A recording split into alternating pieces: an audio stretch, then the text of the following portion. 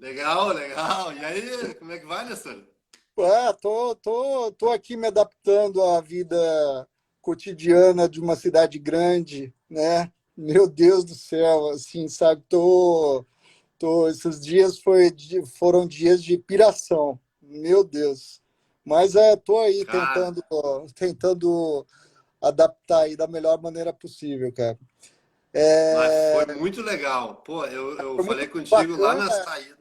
A gente conversou no primeiro dia, né? Conversamos lá no EAPOC, eu e você, trocamos uma ideia, tem isso gravado no YouTube, inclusive, né? É. Que a gente trocou uma ideia e não deu certo da gente conversar no final, estava muito tumultuado aquele final, meu Deus. Mas aí, estamos aí de novo para trocar uma ideia. Muito bacana. Bom, sendo gaúcho, apesar de morar em Alagoas há muitos anos, sinto que os dois pneus, duas vezes furou o pneu no Rio Grande do Sul. O que que Três vezes, houve? Pô, três vezes furou o pneu no Rio Grande do Sul. três. Não sei, é uma terra abençoada aquilo lá, né? Mas é muito. Foi assim: o que acontece foi o seguinte: eu uso um componente interno dentro do pneu que o pessoal pergunta bastante, que é um tipo de um EVA, né? Que é um EVA que vai entre a câmara e o pneu. Só que o pneu ele sofreu muito desgaste durante a viagem, né? Porque foram aí mais de 4.000 quilômetros pedalados.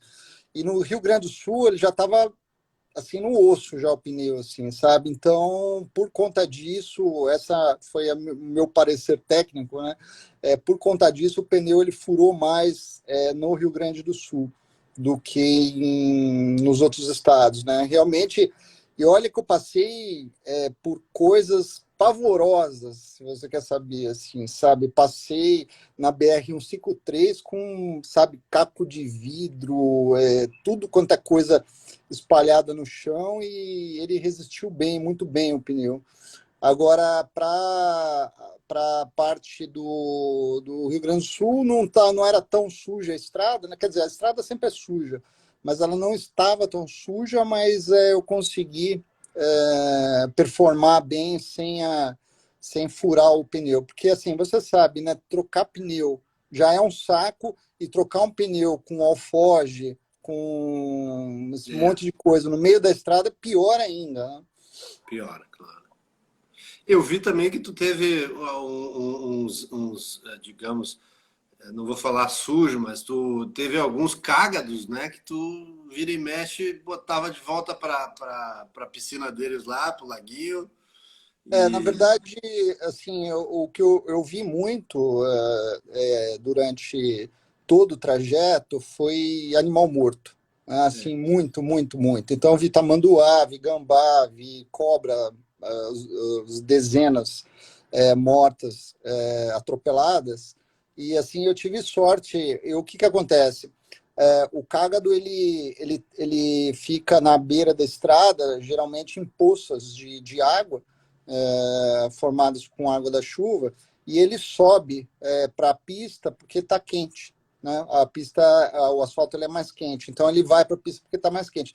Só que nessa de ele ir para a pista, ele é atropelado, assim, sabe? Então eu consegui resgatar dois do atropelo, mas assim, consegui mesmo, assim, sabe? Porque estava assim, aonde passa a roda do carro, o caminhão. São pistas movimentadas, então a gente, e isso é muito gostoso, né? Você salvar uma vida é muito legal. eu E vi. quando eu cruzei também eu cruzei parte da Praia do Cassino, não fiz aquela trajetória inteira da Praia do Cassino, né? Que dizem que é a maior praia do mundo e eu fiquei sabendo pelos gaúchos que isso é uma falácia. A Praia do Sim. Cassino não é a maior praia do mundo, né? Porque quando você fala numa travessia de 240 quilômetros de praia, você tá considerando a Praia do Cassino, a Praia de Hermenegildo e a Praia da Barra do Chuí. Então, são três praias que formam esse colossal aí de 240 quilômetros, que não é a Praia do Cassino. A Praia do Cassino na verdade, ela fica no Cassino, que é uma cidade, né? Eu também não sabia disso. E a gente só conhece essas coisas lá, né? E isso é muito interessante. E outra coisa que eu aprendi no Rio Grande do Sul também, assim, aprendi muita coisa durante a viagem, mas a gente aprende, assim, muita coisa nessas horas que a gente vê que tem que tomar muito cuidado com a internet, né? E a gente aprende com os locais, com quem mora lá, com quem sabe, né? Então, acho que a melhor coisa que tem é você perguntar para as pessoas que moram qual que é o melhor caminho, qual que é a melhor época de ir, etc. E outra coisa que eu fiquei sabendo lá, que pouca gente, algumas pessoas não sabem, né? Porque até quando eu falava que ia do Oiapoque ao Chuí, tinha alguns seres aí na internet que falavam, mas o Oiapoque não é o extremo do Brasil. E realmente não é. Mas eu nunca falei que ia do extremo do Brasil ao extremo sul. Falei que ia fazer uma rota do Oiapoque ao Chuí como eu podia fazer a rota do Oiapoque a Salvador, por exemplo, entendeu? Ou Alagoas. Assim, Agora, teve aquele detalhe que tu mesmo descobriu, no final é a barra do Juí, né? então, é isso que eu ia falar. Essa é uma coisa que eu aprendi, na verdade, quando eu estava já na Praia do Cassino, né?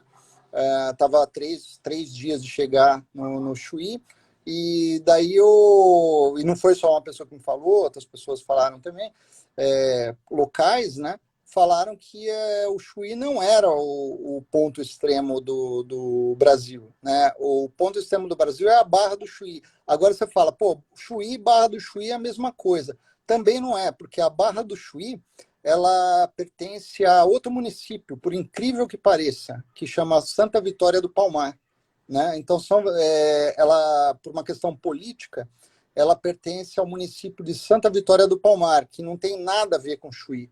Ela só fica, a Barra do Chuí, ela só faz fronteira com o Chuí, né?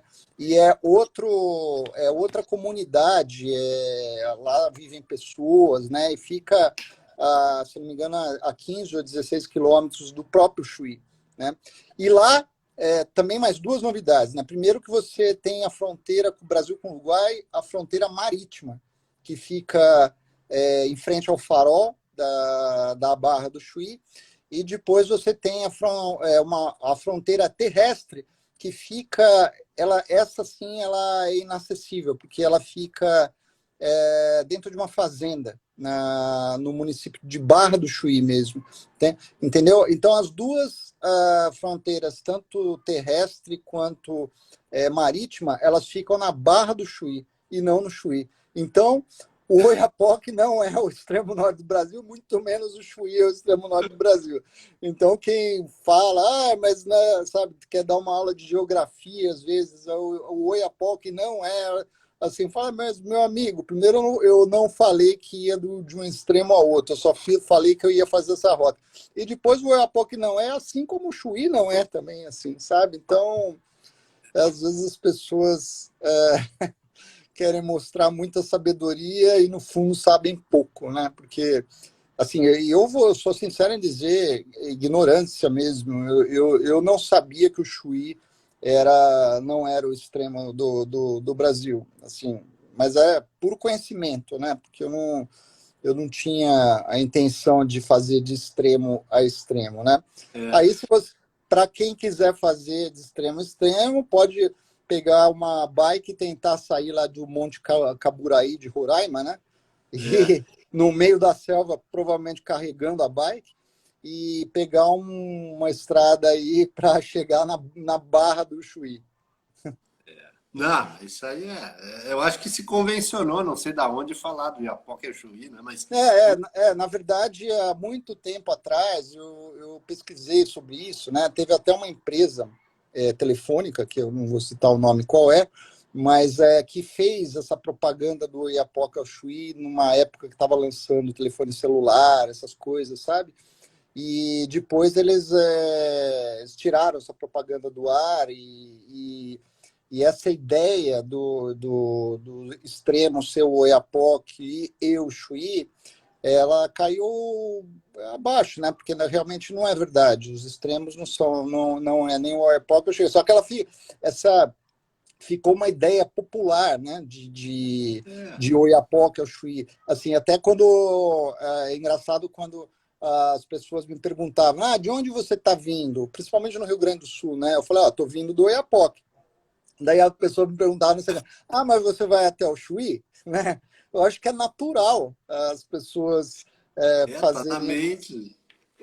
esse tipo de pergunta, porque faz parte de um conhecimento popular, né? Então, assim, não há nada de errado nisso, mas os extremos realmente não nem o Oiapoque nem o Chuí, e sim Monte Caburaí, Roraima, e Barra do Chuí, Rio Grande do Sul, que pertence a Santa Vitória do Palmar. Então, só para você ter isso, a quantidade de coisa que se aprende numa viagem é impressionante mesmo, assim, sabe? É aula de geografia o tempo todo, aula de sociologia, sabe, de conhecimento prático das coisas. Então, é muito bacana. E, assim, também uma coisa muito legal que eu aprendi foi quando eu fui dormir na tribo indígena, né? Assim, essa foi uma experiência, acho que talvez uma das maiores experiências da minha vida. Assim, ter oportunidade de dormir numa tribo indígena. Assim, foi muito, muito bacana, né? É. Era uma tribo que ficava no norte do Amapá, chamava Tucai,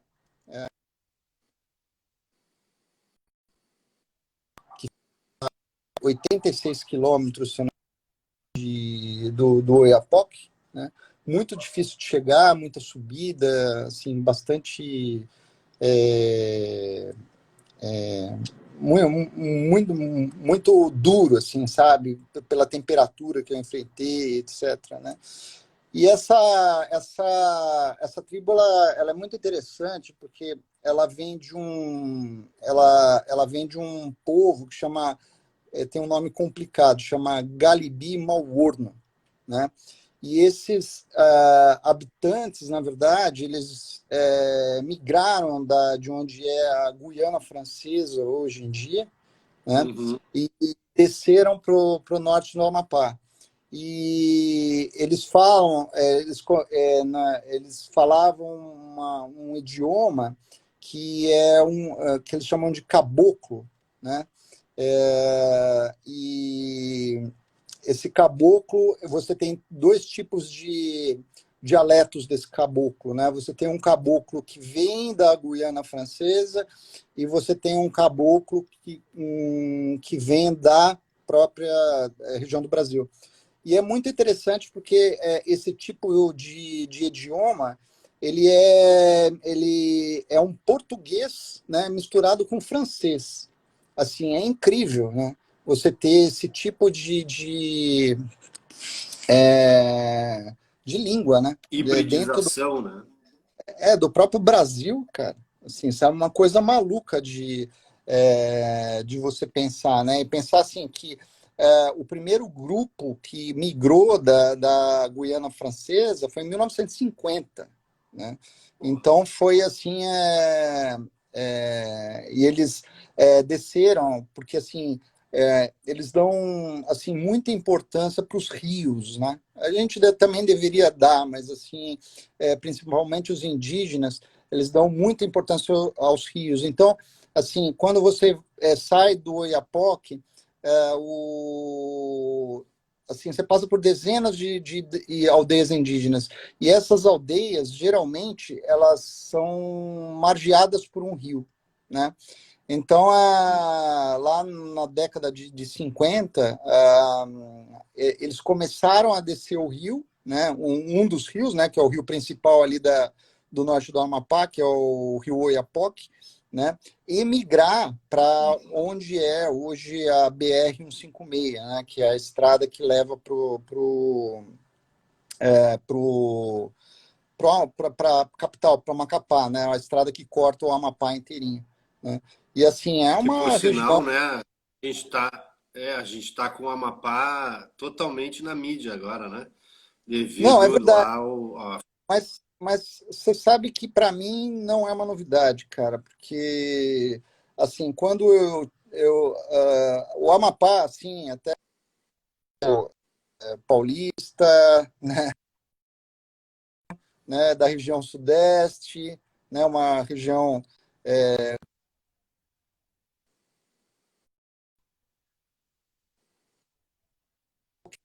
jornal, assim,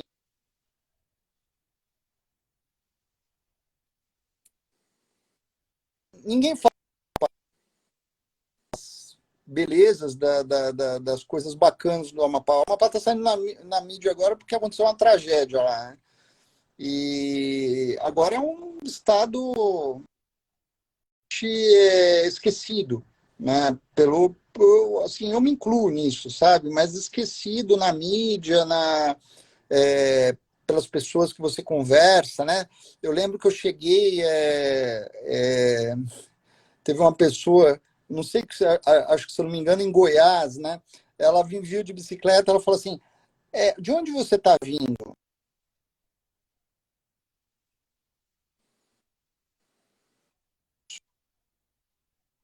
O Oiapoque, ele fica no Amapá. Daí ela falou assim, onde que é o Amapá? Também não conhecia o Amapá, assim, né? Daí pensei eu, né? Falei, pô, faltou na aula de geografia, né? Da primeira série, provavelmente. Porque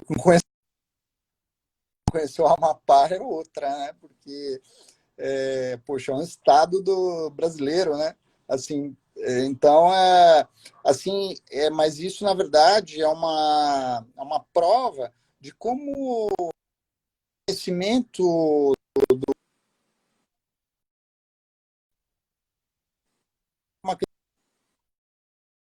ele o país é muito grande, né? Realmente fica difícil das pessoas conhecerem, né, esses estados mais afastados, né? Principalmente da região norte, né? Então, os estados mais famosinhos, né, são da região sul, né? Rio Grande do Sul, Santa Catarina, Paraná, São Paulo, Minas Gerais, Rio de Janeiro, né? Esses estados da região sul. Quando você vai chegando lá para o norte, o negócio vai ficando menos famosos, são estados muito grandes, né? O Amapá não é tão grande assim, mas o Amapá, na verdade, ele é uma continuidade do Amazonas, né? Do estado do Amazonas, da, da selva amazônica, né? O Amapá é uma ilha, né? Assim, sabe? Então, e o Pará, por exemplo, se você pegar o Pará é enorme, né? Existe até uma ideia, eu lembro que eu parei num bar, eu vi isso, inclusive impresso na parede, um mapa, né, que dividia o Pará em 2 ou 3 estados. Né? Existe uma ideia, assim como dividiram o estado de Goiás em dois, né? Uma parte ficou Goiás, outra parte ficou Tocantins, porque são estados muito grandes e assim as distâncias são enormes, né? As distâncias que você percorre dentro desses estados, né? Quando eu entrei no Pará, eu falei, não vou acabar mais isso aqui, cara, porque é para você ir de Belém até Marabá, né? Que não é o sul ainda do Pará, você andava mais de 600, 700 quilômetros, né? E Eu ia dizer para ti que uma coisa que essa coisa do apagão aí me chamou a atenção quando as notícias começaram a acontecer e me lembrava de ti um pouco que tu no teu trajeto tu marcou os pontos que ia passando, né? Foram alguns pontos ali no mapinha, 5, 6. Mas nas notícias se dizia o seguinte: o Amapá está no apagão. A capital e mais 13 cidades no Amapá. uhum, Eu falei, uhum. pô, 13 cidades, né? Tipo, um estado inteiro, né? No caso, que devem ser municípios gigantescos, né? 13. Eu digo, pô, olha como é que é ainda, né? Tipo, pô, São Paulo, não sei quantos municípios tem. Sim, Alagoas, onde eu moro, tem 100, né? cento e é, dois. Aí, tipo, em Amapá tem a capital e mais 13. é, É, é, sabe? Eu fiquei chocado. Eu digo, Pô, tu Não, passou por 5 dos 13, né? Fora eu passei maratona. por alguns. No norte, lá no norte, a cidade maior, mais próxima que tem um mini aeroporto lá, é Calçoene, né? Então é Oiapoque, Calçoene, daí depois vai ficando pequenininha de novo as cidades. Existe uma outra cidade no Amapá, pouca gente sabe também, eu não sabia, eu descobri fazendo planejando a rota, né? Que chama Amapá também, né? E é uma cidade pequenininha, né? Assim, geralmente é interessante isso, né? Porque a capital de São Paulo é São Paulo, né? Que é uma megalópole, né? A capital do Rio de Janeiro é Rio de Janeiro, que é uma megalópole, né? E o Amapá, a capital é Macapá, e tem uma outra cidade chamada Amapá, que é um toco, assim, não tem nada lá, assim, sabe? Então, nada no sentido de ser pequena, né? Assim, É, sabe? Mas, assim, tem coisas muito interessantes nessa parte norte do Amapá, por exemplo, em Calçoene, que é a maior cidade do norte, você tem a única praia de água salgada do Amapá, né, porque o resto é tudo banhado pelo Rio Amazonas e água doce. Daí você vai descendo a BR-156 e daí você vai pegando, passando por cidades muito, muito pequenas, sabe? E ela só vai começar a crescer de novo as cidades depois de 200 quilômetros, 250 quilômetros, né? E você pega trechos assim enormes, sem nada, com, assim, sabe, sem precisa estar muito bem planejado para fazer essa viagem, porque a chance de você ficar na estrada sabe, ter algum perrengue, né? Tipo, o básico, né? Que, na minha opinião, é o pior, que é falta de água. Falta de água, acho que é a pior coisa que tem para quem está nessa jornada, né? Porque você toma muita, muita água o tempo todo. Então, assim, precisa ser tudo muito bem planejado, tudo muito bem organizado, né? Para não entrar em roubada, cara.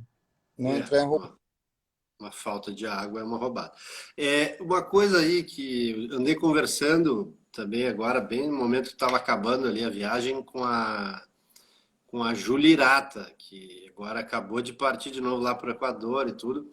E hoje eu vi que ela postou alguma coisa aí a respeito de uma pesquisa aí que estão fazendo sobre estratégia, né, de política pública para bicicleta. Não sei bem quem está promovendo, mas está havendo aí uma espécie de enquete aí que está rolando.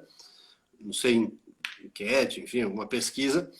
E eu vi que tu, em todo lugar que passava e que havia, né, uma chance de chamar atenção para ciclovias, tu fazia essa menção, né? Teve lugares que tu foi recebido até por secretário de esportes, né? Acho que foi no Paraná, Foi em Ourinhas.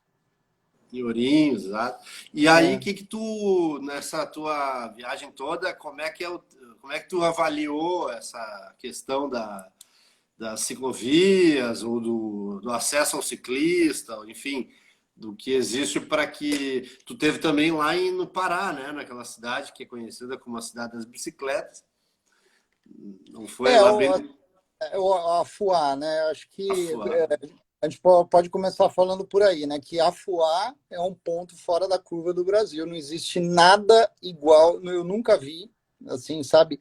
Nada igual a FUA. A FUA é uma cidade que todo ciclista deveria conhecer. Assim, toda pessoa que anda de bicicleta e tem esse conceito que defende, que nem a Júlia dezenas aí de outros amigos meus, né? Eu faço parte do comitê lá da ciclocidade, de um dos comitês da Ciclocidade, que é uma organização aqui em São Paulo para promover a mobilidade urbana, né? Então, assim, todo A brasileiro cidade deveria. vive da bicicleta, todo Porque mundo. é proibido, em Afuá, é proibido você ter transporte motorizado. Então, você não pode entrar lá por, assim, até por não, a princípio não foi por uma política, né, mas por uma questão de segurança, porque o que acontece? A cidade é feita em palafitas, e as palafitas, se todo mundo começasse a ter moto, por exemplo, lá, ela não suporta o peso das motos, né? Carro não dá para passar lá, porque as palafitas elas são muito estreitas, muito apertadas, e se um carro passar lá, se conseguir passar, ele vai ocupar todo o espaço da palafita. Então, carro impossível de entrar. O que daria para entrar era moto, só que moto eles proibiram também, por essa questão de você dessa questão do peso também. E a cidade, na verdade, por conta disso, ela começou a se desenvolver em torno da cultura da bicicleta, isso que é muito legal, né? Porque você vê assim várias as crianças desde pequena já sabem, já são induzidas a pedalar ou a, a andar, né? Porque são os dois únicos transportes que são possíveis lá. Ou você pedala ou você anda, não tem outro tipo de transporte possível. E e o mais incrível de tudo isso é que assim eu já tive a oportunidade de pedalar na Holanda, né? E fazendo até um paralelo entre a FUA e a Holanda, é uma coisa interessantíssima, porque na Holanda, que é um país super desenvolvido, eles desenvolvem políticas públicas para fomentar essa questão da ciclomobilidade, mas isso desde das crianças no primário, cara. Assim, sabe, é uma coisa impressionante. Eles pegam, assim, sabe, são aulas, né? Aulas é, de trânsito, assim, sabe? Eles formam, na verdade, as crianças desde o primário. E a grande coisa mais interessante que tem a FUA, a gente está no Brasil, né? E aqui o brasileiro, uma coisa que eu aprendi, o brasileiro ele aprende na raça, né? Ele não tem uma estrutura governamental que dá esse suporte, por exemplo, que um país como a Holanda ou a Alemanha dão, né, na questão de ciclomobilidade, mas as crianças no Afuá, elas aprendem por exemplo, né? Por indução. Então, elas saem para andar de bicicleta porque todos saem para andar de bicicleta. Então, eu estava falando para você que não há placas de trânsito. Aqui pode virar, aqui não pode virar, cuidado, pare. Não, isso não existe. É tudo intuitivo, né? Então, as pessoas... É incrível isso, cara. E a coisa funciona. Isso fica mais incrível ainda, sabe? Eu acho que se um gringo vem para cá e vê aquilo, eu falei, cara, que porra é essa, entendeu? Como é que funciona isso? Assim, sabe? Porque o negócio é intuitivo e funciona, meu. Entendeu? Então, isso é uma coisa que eu fiquei encantado lá no Afuá, né? Eu tive oportunidade, aluguei uma bicicleta, sabe? As pessoas... você vê que as pessoas são mais cordiais, assim, sabe? Não tem aquela coisa pesada, né? De trânsito de carro, né? E tem tudo, sabe? É tudo, o caminhão de bombeiro, ele é um quadriciclo. O caminhão da companhia energética também é um quadriciclo, sabe? É tudo, não tem nada, não tem motor a combustão interna lá, sabe? E o único motor a combustão interna que existe é do barco que chega, só, acabou aí, entendeu? Você com o pé lá e acabou. Eu lembro que quando eu fui para lá, eu falei para Renata, né, para Renata Falzoni, falei, eu tô indo fazer o Oiapoque Chuí, só que eu vou dar uma quebrada lá 1 hora em Macapá e vou visitar o Afuá. Daí eu falei assim, como é que é? Dá uma dica, né? Alguma dica para eu falar assim. Ela falou assim, a partir do momento, ela falou exatamente assim para mim, Nestor, a partir do momento que você botar o pé na Fuá, sua vida vai mudar, entendeu? E assim, assim, sabe, foi exatamente essa a impressão que eu tive, assim, você começa a enxergar o valor das pessoas em torno da ciclomobilidade de uma maneira muito mais ampla, assim, sabe? Que isso proporciona, assim, uma saúde melhor a todos, né? Que se houvesse um investimento maciço público em ciclomobilidade, certamente teríamos mais vagas nos hospitais para outras doenças, né, que não Sim. sejam as cardiorrespiratórias, né, que a bicicleta ajuda você a, a Ativo, né? ficar, a ficar ativo e ter uma condição física melhor. Então, esse tipo de política pública, isso é uma coisa que está enraizado no Afuá. O Afuá é uma cidade pequenininha, né? Ela fica num cantinho da ilha de Marajó. A ilha de Marajó é gigantesca, né? Então, e eles têm isso, assim, sabe, uma coisa impressionante, assim, sabe? Eu fiquei pasmo. Daí saí de lá, né? Puta, aquilo lá é um paraíso, dava para ficar lá mais uma semana. Eu passei uma noite só e 2 dias. Daí saí lá do Afuá, daí vim descendo ao Brasil aos poucos, né? Daí saí de Macapá, fui para Santana, fui para Belém de barco, 24 horas pelo Rio Amazonas, vim descendo. E assim, aí você consegue enxergar a realidade do Brasil, né? Sim, estrada sem acostamento, né? Motoristas que não respeitam, assim, muita gente me perguntava, mas você nunca foi atropelado por um caminhão? Os caminhões, por incrível que pareça, eram os veículos, né, que mais me respeitavam na via, né? Porque os outros eram veículos, os outros veículos, principalmente o carro, eles eram veículos bem. Aconteceu de tudo, né? Mas assim, se eu tivesse que ter mais problema com alguém, tive mais problemas com motorista de carro do que de ônibus, do que de caminhão, digo. E, na verdade, na medida que eu fui descendo pelo Brasil, você vai se encontrando com a realidade do que está acontecendo, né?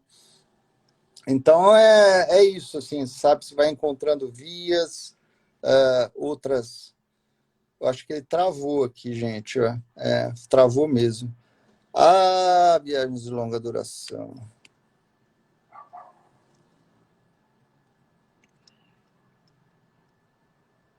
Conectando de novo. Aí, voltou.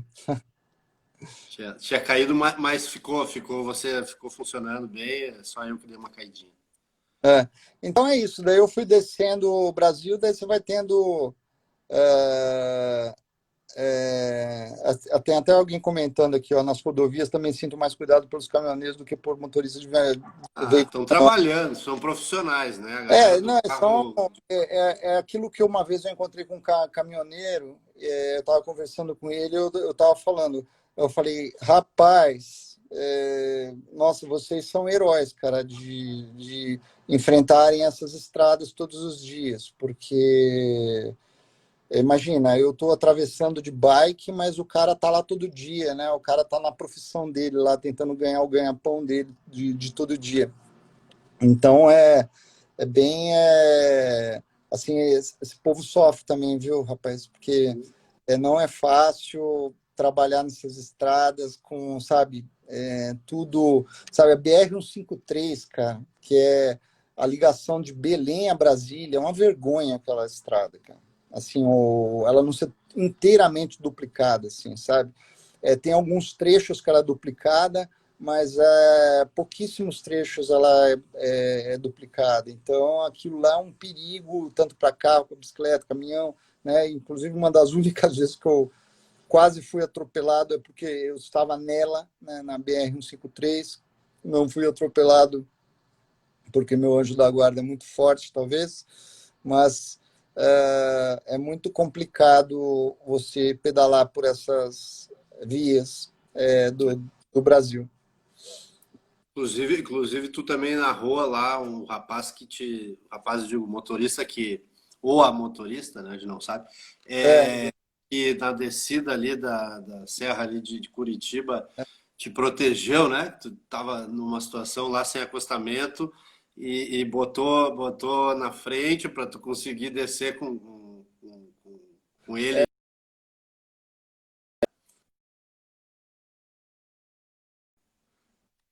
Aqui eu desliguei. Alô? Oi. Então, isso daí foi um momento incrível. Tenso e bom, né? É, tenso e bom. E assim, o mais incrível é que a pessoa que mais talvez tenha me dado proteção na viagem, eu não conheci, né? Isso é Exato. outra coisa que eu pensei também, né? Porque quando a pista voltou a ser só a única coisa que eu lembro que era um caminhão branco, porque quando a pista lá voltou a ter o acostamento, ele passou do meu lado e buzinou. Estava chovendo esse momento, né? Ele passou do meu lado, buzinou e eu queria que ele parasse, cara, assim, sabe? Mas ele seguiu viagem. E daí depois eu parei tinha uma vendinha aí no meio da estrada, né? E eu parei para respirar um pouco, né? Porque eu fiquei muito tenso nessa descida, né? E isso foi incrível. Uma das pessoas que mais me ajudou durante toda a viagem eu não conheci, né? Que foi esse motorista dessa carreta branca, né?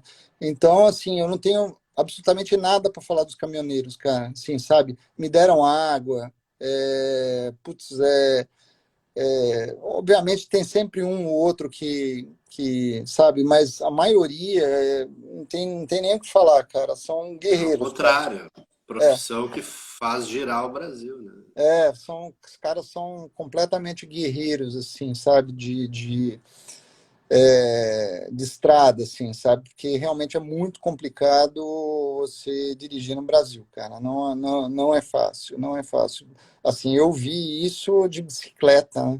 Então é muito complicado você percorrer o Brasil de norte a sul, né? Assim, por todas as estradas que eu passei, né? Passei pela 101 também, a BR 101, que começou lá o trajeto lá depois de Joinville, depois que eu desci a serra de Curitiba, e também bem complicada, assim, sabe? Apesar da pista ser dupla, quando chega perto de Florianópolis é uma loucura.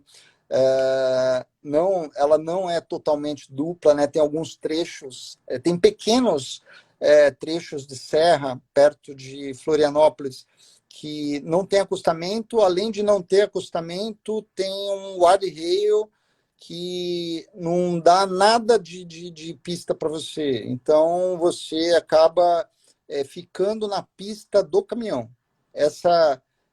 O que eu estou falando até é um trecho da BR-101. Obrigado, Claudio Omar. O trecho da BR-101 que fica depois de Palhoça, em Santa Catarina, né?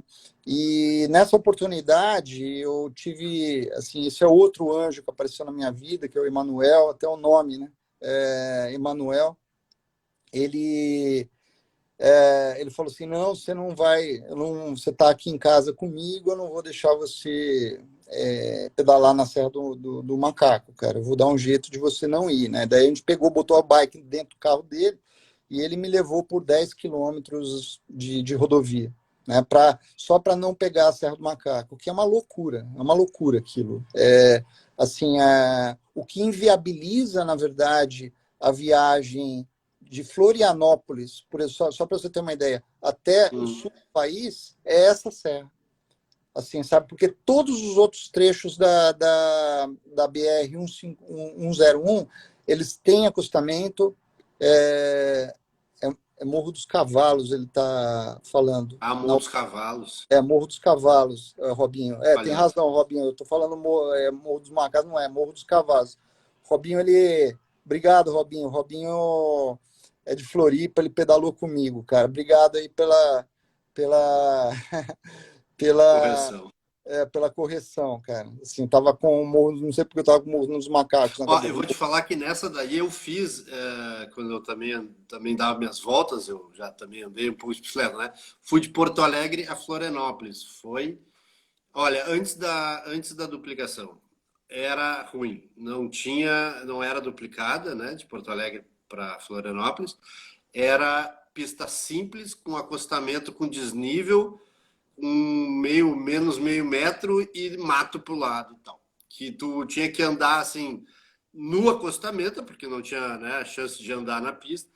E ali no Morro Morro dos Cavalos, que é, né, tem um acidente, né, tem uma altitudezinha, que por acaso eu peguei a minha maior velocidade, era uma mountain bike comum, não sei o quê, e eu desci aquilo lá, meu irmão. Olha, é apavorante. Viu? Quando eu consegui pegar o acostamento, vinha os caminhões assim, que te balançava, isso lá para 2000. Então, Nossa, faz tempo, hein? fiz essa dali de Porto Alegre a Florianópolis, 500 quilômetros, não é muito mais. E incrível, ali é jogo duro mesmo. A duplicação, por pior que tenha ficado, pelo menos um pouquinho a margem de cimento, e eu falo isso porque muita gente. Isso é uma coisa que eu acho que também é legal dizer, né? Ciclo viajantes, né? Nós que fazemos assim as viagens mais longas, mas é caminho das pessoas do dia a dia, né? As pessoas vivem ali, né? Usam o acostamento, usam a pista para se deslocar, né? Essa discussão assim muito a ver com ciclovia, enfim, eu penso que tem muito a ver com isso, é o cotidiano das pessoas, né? As pessoas usam a bicicleta para trabalhar, para se deslocar. É, Não é todo mundo sempre que está viajando, né? exatamente. É o bacana que dessa viagem que eu consegui trazer, na verdade, para todo mundo, sabe? Um panorama do que é pedalar. Isso uma coisa muito legal que eu acho que eu tô, que é um panorama do que é viajar de bicicleta pelo Brasil, né? Assim, então, do que eu ouvi, do que eu encontrei na rota, foi assim, marcante, assim, sabe? Eu não imaginava, assim, sabe, como seria a rota do norte ao sul do Brasil, né? E hoje em dia eu acho que eu tenho uma boa noção, né, do que seria se você é, me falar se eu faria de novo essa rota, eu falaria que não, né? Assim, sabe, não, não, assim, sabe, porque ela é muito perigosa, assim, sabe, principalmente o trecho da norte da BR-153, é uma loucura aquilo, cara. Assim, e foi assim, inclusive, o pessoal sempre pergunta para mim, você não teve vontade de desistir alguma hora, né? Eu sou muito sincero em dizer que sim, né? Muitas vezes passou pela minha cabeça, falar, cara, não vai dar certo isso daí, sabe? Não vou dar conta, principalmente quando eu estava lá no Tocantins. Eu não vou dar conta, sabe? Putz, estou passando, sabe? Eu estou indo além do que eu consigo suportar, né? E só que a viagem ela é uma coisa incrível, né? Porque você está dentro do processo e aos poucos você vai assentando, né? O seu corpo, a sua cabeça no seu projeto, no objetivo, né? Muita gente me perguntou, mas poxa, em outras viagens que você fez você escrevia diariamente no blog e tal, não sei o quê. Por que você não escreveu dessa vez no blog? As outras viagens que eu fiz, tinha dias que eu escrevia todo dia no blog, né? Para contar para as pessoas. Tem gente que gosta muito de ler, né? Não só assistir vídeo, mas as pessoas que gostam de ler. E porque eu deixei de fazer isso porque eu estava focado na viagem, assim, sabe? Eu estava totalmente, acho que de todas as etapas que eu fiz do projeto Giraventura anteriormente, eu nunca tive tão focado sabe, em estar bem nessa situação, porque eu sabia que era uma situação de risco em todos os sentidos, né? Tanto o risco de ser atropelado, o risco de pegar Covid, risco de terminar a viagem por, sei lá, algum problema de saúde, seja Ortopé. desidratação, ortopédia, assim, sabe? Então, como eu sabia que a quantidade de riscos era enorme, eu acabei focando, na verdade, e concentrando. Eu falei, cara, eu quero terminar bem, assim, sabe? Porque não é terminar vivo, né? Porque você tem que terminar bem, né? Porque se for para fazer uma jornada que você não está bem, que você não se sente bem na situação, que você está sofrendo, que, assim, sabe, aquilo está indo contra os seus princípios físicos ou os seus valores que você determina para você, Ou psicológicos, né? A pessoa é tá. psicológicos, assim, sabe, você está indo contra, né? Então é melhor desistir mesmo, e não tem nenhum problema em desistir, cara. Assim, sabe, você tá, assim, chegar assim, falar, que deu para mim, entendeu? Eu não vou fazer do Oiapoque ao Chuí, eu vou fazer do Oiapoque a, sei lá, Palmas. Até Assim, onde eu fui. e acabou, assim, sabe? Então, e não tem problema nenhum em relação a isso. Então, acho que o grande negócio é justamente esse, é você entender, na verdade, o seu corpo e a sua mente, né? Se o seu corpo e mente estão realmente no lugar que te favorece os seus valores que você designa para você e tal. E então eu acho que esse foco que eu tive, né? Muita gente falou, puxa, muita determinação e muito foco. Eu acho que eu nunca fiz uma viagem com tanta determinação e tanto foco, né? Determinação que eu queria muito, cara, chegar ao Chuí. Assim, sabe? Falei, meu, eu vou fazer de tudo para chegar lá. Assim, sabe? E para eu fazer de tudo para chegar lá, eu tenho que focar no que é mais necessário no momento que eu vivo. Então, teve vezes que eu passei mal por intoxicação alimentar, eu desidratei 2 vezes também. Então, eu falei, assim, sabe, tem que focar na saúde, tem que, sabe, tentar sair dessa situação. Puta, vou parar em Palmas, ficar 2 noites, assim, sabe? E aos poucos eu fui moldando a viagem, e isso é incrível, né? Porque assim, eu planejei a viagem toda, com todas as paradas e tal, e no final eu acabei mudando quase metade da viagem, assim, sabe? É. Não entendi. A viagem disse como é que ia ser a viagem. Exatamente. E ela disse como ia ser, e às vezes a gente é muito. A gente quer ser muito dono da verdade, sabe? Que você fala, não, sabe, eu vou percorrer a rota que eu fiz, porque essa rota tem menos distância, não sei o quê. Pô, eu pedalei mais, cara. Eu pedalei pelo menos mais uns 400 quilômetros do que eu tinha planejado, assim, sabe? E só que de uma forma segura, né? Eu desviei ali o caminho, eu ia por dentro do Paraná, Santa Catarina, ia entrar numa roubada, e daí eu desviei o caminho depois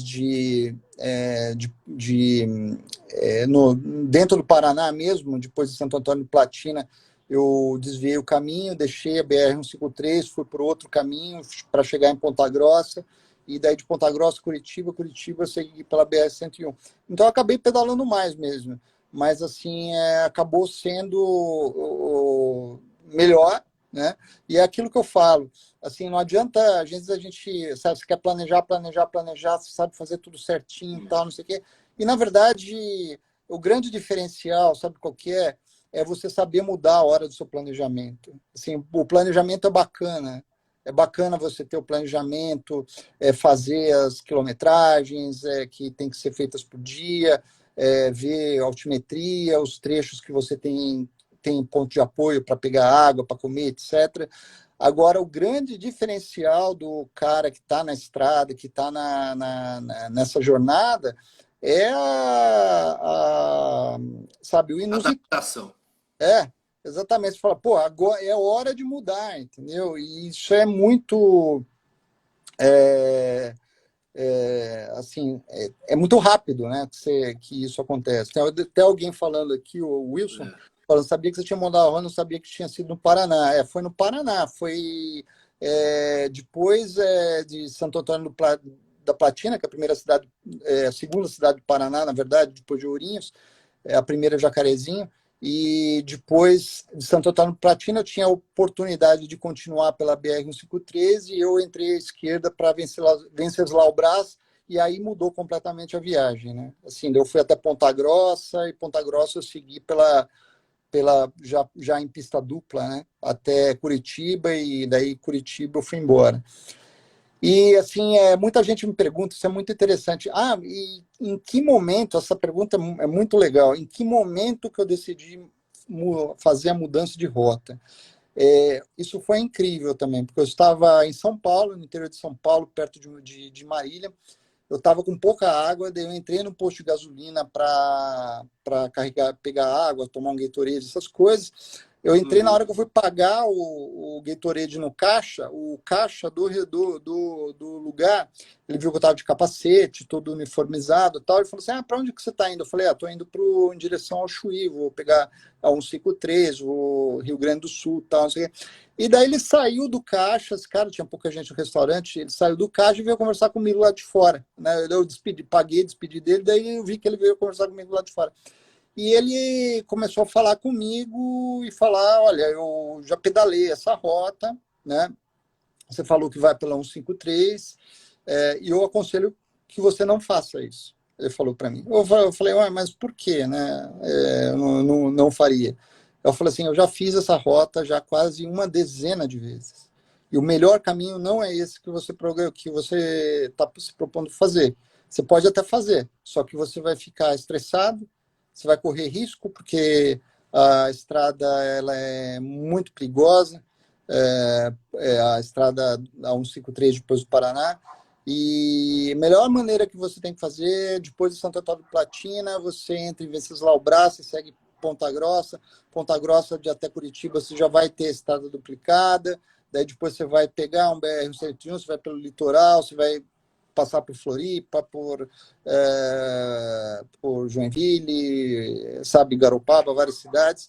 E daí eu assim, como se fosse um deus, aquele cara, entendeu? Um anjo, não, um deus não, né? Deus é muito forte, mas um anjo que apareceu na minha vida, eu simplesmente acatei o que ele falou, cara. Assim, exatamente o que ele falou, eu fiz. Assim, sabe? Um cara que, putz, bicho, eu conheci no meio da estrada.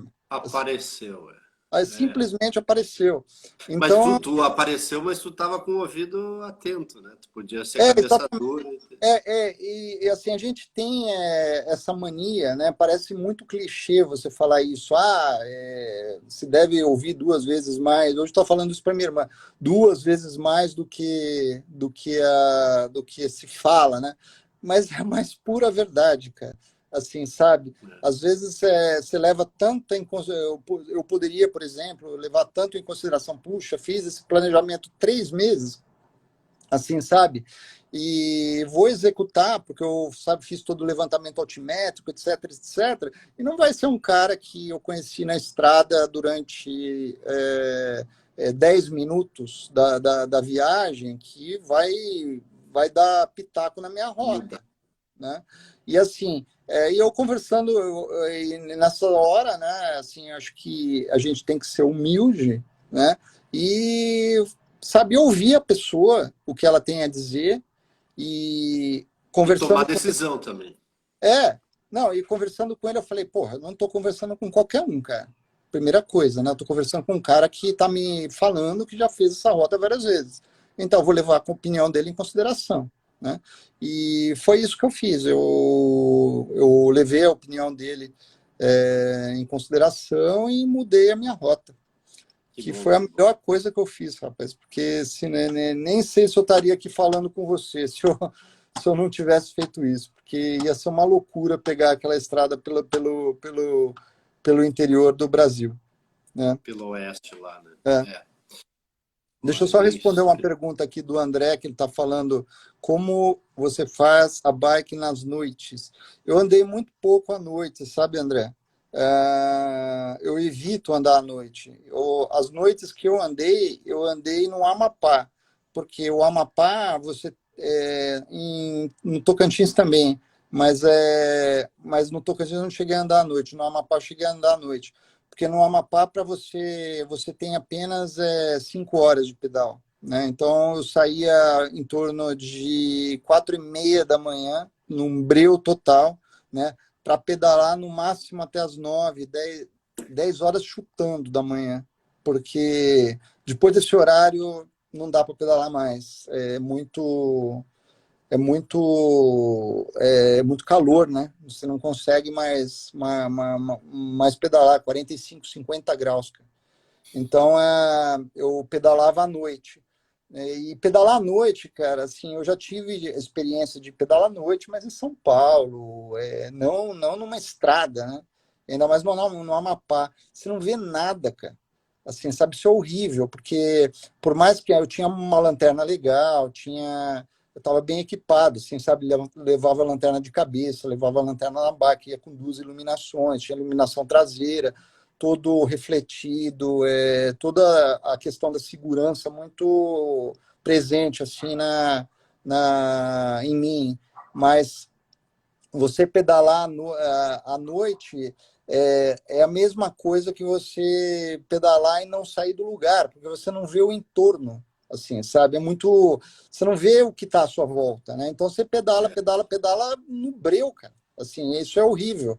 É a mesma coisa também, eu tive essa mesma impressão de pedalar na praia, lá no Cassino, né? Que eu pedalei uma parte da praia do Cassino, mas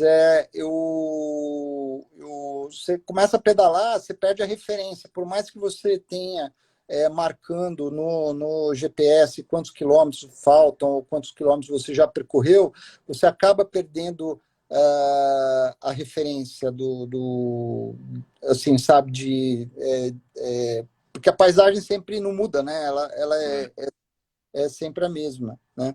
E vou responder também uma pergunta aqui do André, que está perguntando se e no campo você guardava a bike onde e como. Assim, toda vez que eu tô com a bike, cara, seja no Brasil ou em qualquer lugar do mundo, pode ser, sei lá, no país mais desenvolvido aí de todos, a Noruega, que eu já pedalei lá o ano passado. Inclusive, vai sair meu livro esse final do ano da jornada do ano passado. Agora, no começo de dezembro, a gente vai estar lançando o livro. Mas todo lugar que eu pedalava, que eu pedalo, na verdade, eu sempre acorrento a bike. Pode ser no Brasil, na Noruega, no Chile, em qualquer lugar. Assim, eu acho que você não pode confiar, porque aquilo é o seu meio de transporte, é a sua vida está ali naqueles alforjes, né, em todo tudo que você carrega.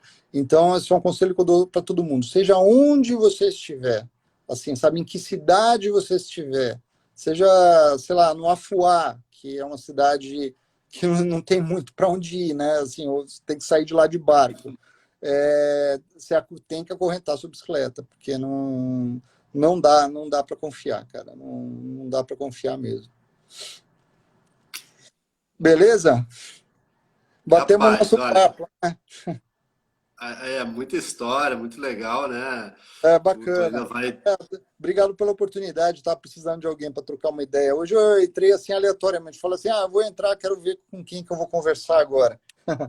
Que bom, E dei sorte, dei sorte. que bom que você apareceu e fizemos a primeira lá no Iapoc, agora a gente está fazendo a última aqui já em São Paulo, né? Mas falando aí um pouco de tudo que aconteceu. Tá bom?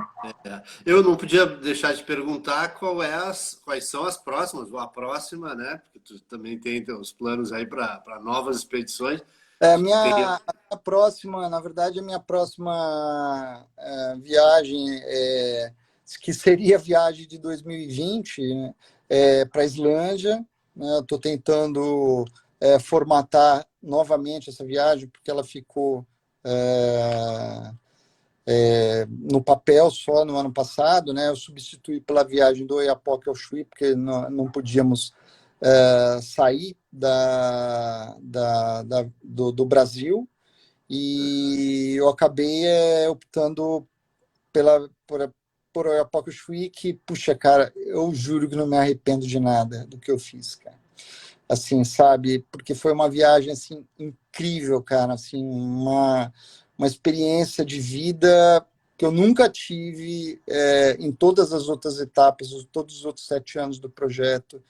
Eu acho que não dá para falar o que foi melhor, o que foi pior, mas essa foi assim de uma intensidade, de uma coisa assim, Humanidade, né? Eu senti também. Muita humanidade. intensidade, a humanidade, né? As pessoas compartilhando, assim, vivendo junto comigo todo aquele trajeto, né? As melancolias, as alegrias que rolaram durante todo o trajeto. E isso não tem preço, cara. Assim, sabe? Eu sou profundamente agradecido a todos, a você que participou, a todos que participaram. Assim, né? Você teve a honra de ser um dos primeiros, né, a conversar comigo lá no Iapoc. Então é muito, muito bacana receber esse tipo de carinho de todo mundo e saber que assim o trabalho que eu faço ele está no caminho certo, assim, sabe? Eu estou assim hoje colhendo frutos bacanas de toda essa trajetória, e no começo foi sempre tudo muito difícil. Quando eu comecei a pensar profissionalmente no projeto, sabe, muita gente desacreditou, falava isso não vai dar em nada, né? Então acho que esse sonho que eu fui atrás e estou fazendo ainda, né? Porque estamos aí vivendo o dia a dia do projeto, virar realidade, é aquele sonho que eu quero que todo mundo sabe, tenha guardado dentro da mente e faça e transforme isso daí em realidade. Eu acho que o projeto e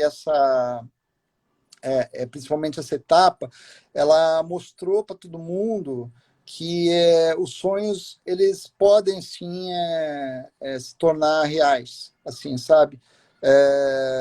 Basta você ter muita paixão porque você está fazendo, né? Muito foco e muita dedicação, cara. O resto, sabe? As pessoas aparecerem para te ajudarem, sabe, tudo que você não controla, né, ele vem junto com essa vibração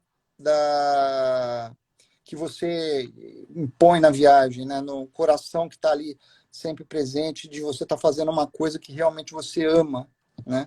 E eu acho que as pessoas sentiram isso, né, essa paixão minha, essa vontade minha de terminar, de enfrentar os perrengues, sabe, de não desistir, né? As pessoas conseguiram ver que aquilo que eu fazia era apaixonante para mim e ficaram apaixonadas também, né? Isso é muito bacana, e eu acho que cada um tem as suas paixões, corre atrás das suas coisas, e é isso que o projeto inspira, né? Ele inspira justamente você buscar e se transformar dentro da sua realidade, né? Eu faço isso de bicicleta, mas pode ser de patinete ou de, sei lá, qualquer outro instrumento, sei lá, fazer yoga, qualquer outra coisa que você use como transformação. Mas eu acho que o mais importante realmente é sair dessa zona de conforto que a gente vira e mexe, quando não está, tende a voltar para ela, assim, sabe? Sair dessa zona de conforto e buscar os seus desafios, né? Os Eu acho desafios. que tu falou de buscar os grandes desafios. exatamente. E os pequenos a gente meio que alcança, Os mas pequenos, todo grande desafio é realizado com, né? Então, de repente, é dosar o grande com os é, pequenos e ir alcançando, né? exatamente. Cada dia que tu levantava, pedalava, tu chegava É, no novo desafio. exatamente, exatamente. O grande desafio era cruzar o Brasil e tinha os pequenos desafios que era cumprir cada trecho, cada etapa, Da trilha. cada coisa, né? E tem aquela frase famosa, né? Que o pessoal fala que as águias não comem moscas, né? Então, porque a águia ela é um bicho que ela não come coisa pequena, né? A águia ela voa alto, ela é grande, então ela quer coisas grandes, ela quer coisas, sabe, volumosas, mais difíceis, é mais difícil de pegar, mais difícil de capturar, né? Então a gente tem que se comportar como uma águia mesmo, né? Você tem que ir atrás de coisas mais difíceis, não coisinha fácil você faz normalmente, né? Mas assim as coisas mais difíceis, os desafios maiores, eles são e no fundo eles são mais bacanas, né?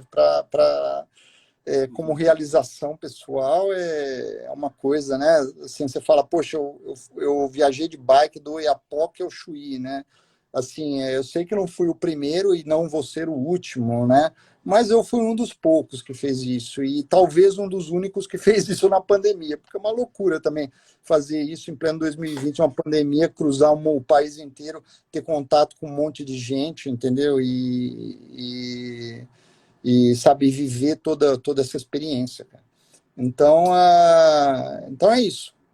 Beleza, gostei do papo. Ó, parabéns, né? Claro, já Obrigado. tomou parabéns de todo lado, mas, tipo, poder dizer de novo aqui que foi muito inspiradora a viagem, né? Eu acompanhei, tive a sorte de falar contigo lá na saída, quando tu ainda estava ali com todas as expectativas, né? Ainda não tinha tanta Sabe que eu coisa estava numa acontecendo. padaria, eu estava em frente a um restaurante, eu não sei se eu cheguei a te contar isso, eu estava em frente a um restaurante no Oiapoque, eu tinha ido almoçar no dia anterior nesse restaurante e eu tinha pego o sinal de internet deles, porque ali no Oiapoque não pega celular, só pega através de Wi-Fi, né? Quer dizer, o Isso. meu celular, não sei se existem, devem ter outras linhas de celulares, mas a minha não pegava, que é de uma operadora aí qualquer. Mas assim, então eu peguei O a, Wi-Fi lá do povo. o Wi-Fi, fui lá, era quase 6 horas da manhã, quando eu estava lá. Foi esse horário que a gente Foi, conversou? Foi, foi depois do almoço, foi às 3 da tarde ali. foi Até às eles 3 estavam da fechando, você lembra? É Não, verdade, estamos eles estavam fechando. fechando, é verdade. Eu voltei lá às 6 horas da manhã no dia seguinte para fazer uma postagem, eu me confundi. Mas eu falei com você no dia anterior, os caras estavam fechando o restaurante, isso mesmo, acho que era umas 4 horas da tarde, uma coisa assim, mais ou menos, né? E os caras queriam que eu fosse embora e eu não ia, cara. Assim, porque eu estava dentro do restaurante. Os caras me colocaram para fora do restaurante e eu fiquei ali do lado de fora com os portões fechados, usando o Wi-Fi dos caras, né? É. Tipo, bem folgado mesmo, assim, sabe? Mas Adrenalina lá em cima. assim, sabe, puta, ali sozinho, cara, nossa senhora. O Oiapoque é uma cidade também, é bem complicadinha, viu? Meu Deus do céu, De aquilo lá, lá. de lá a primeira dormida foi lá na tribo indígena, não foi? Depois do Oiapoque foi na tribo, foi na tribo.